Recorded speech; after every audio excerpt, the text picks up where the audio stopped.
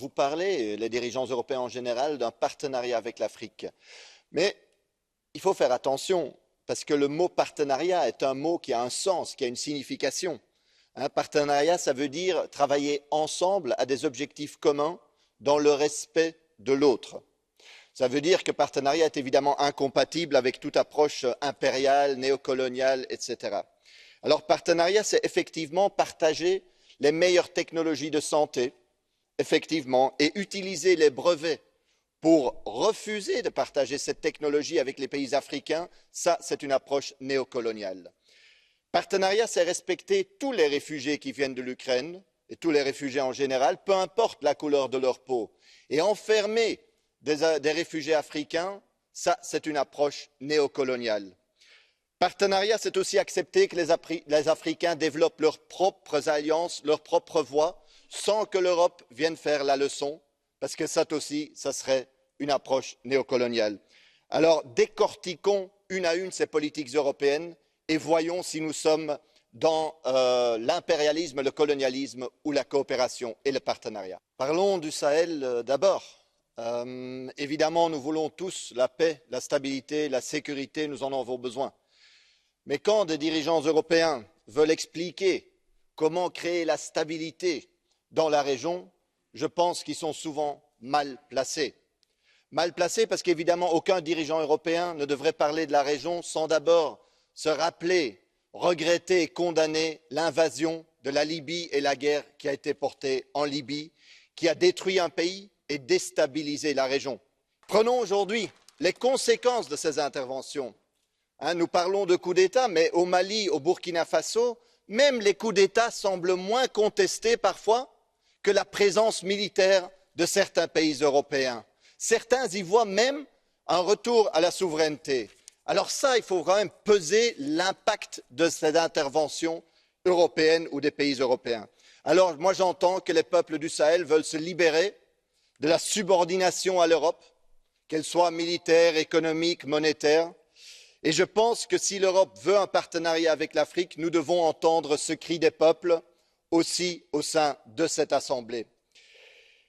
Alors, la démocratie est essentielle, mais elle vient avec la souveraineté et le droit à l'autodétermination, évidemment. Et alors, mettons fin au franc néocolonial CFA, mettons fin à la dette qui asphyxie et mettons fin au pillage des ressources naturelles, mais aussi au pillage des poissons des mers par des navires européens. Et seulement alors nous posons les bases d'un véritable partenariat d'égal à égal qui nous fera avancer tous ensemble. Parlons de la guerre en Ukraine, une guerre criminelle contre un pays souverain, une violation de la Charte des Nations Unies sans aucun doute. Une question que je me pose, c'est dans sa réaction à cette guerre, est-ce que l'Union européenne a suffisamment tenu compte des intérêts des pays africains? L'Europe a-t-elle pensé, pendant qu'elle a imposé les sanctions, une seule seconde à l'impact que ça aurait sur les pays africains dépendants de la région pour, par exemple, les céréales ou le blé? Je ne le pense pas. Nous le savons, les risques de prix, de pénurie, de hausse de prix est énorme. Alors nous avons besoin aujourd'hui, les Ukrainiens y ont intérêt, les Africains y ont intérêt, le monde entier, à ce que ce conflit s'arrête. Et pourtant, l'Union européenne n'a toujours pas pris une seule grande initiative diplomatique. Nous le savons, cette initiative ne viendra pas de Washington, mais nous avons intérêt à la prendre, parce que la seule alternative à la diplomatie, c'est la guerre totale, et ça, personne n'y a intérêt. Alors essayons de prendre cette initiative diplomatique et arrêtons cette guerre par les négociations, par les pourparlers. Parlons maintenant politique de santé.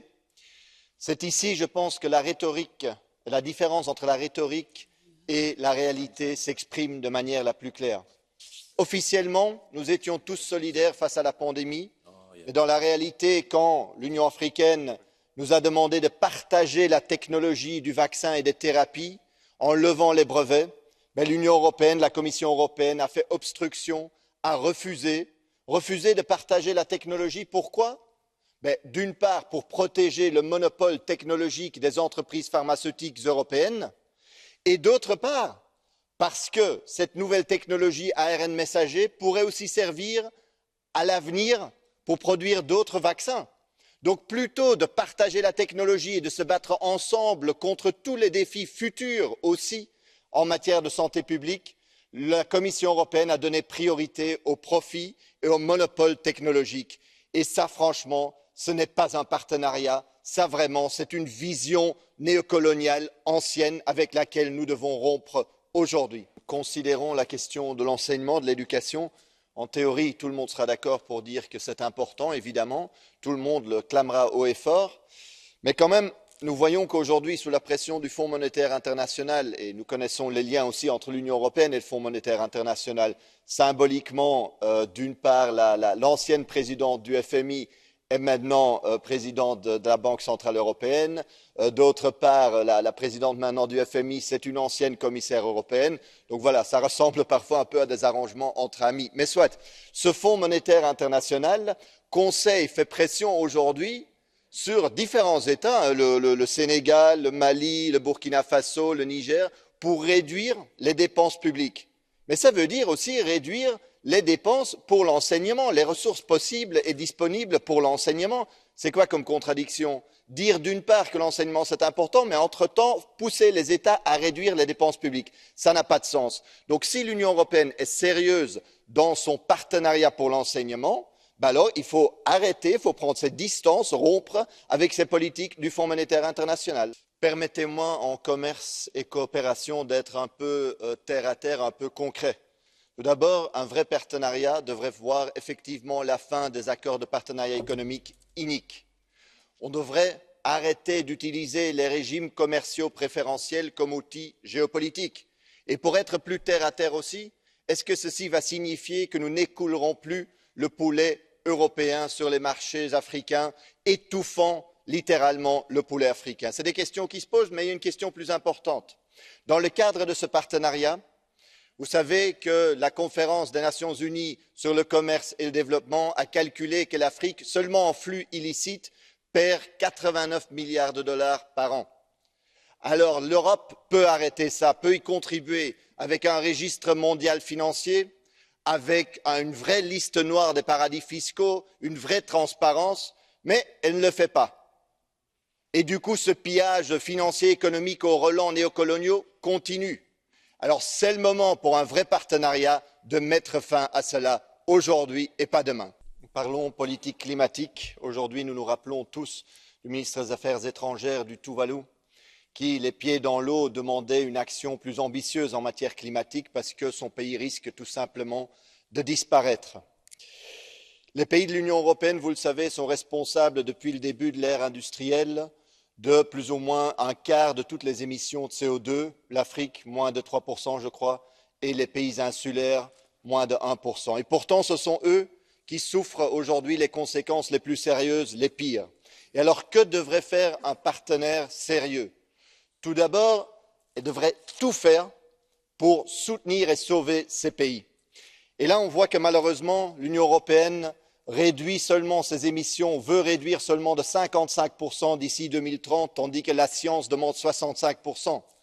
Nous voyons que dans la vraie vie, pour garantir les profits des multinationales européennes, on ne partage pas les meilleures technologies climatiques avec les pays africains et autres.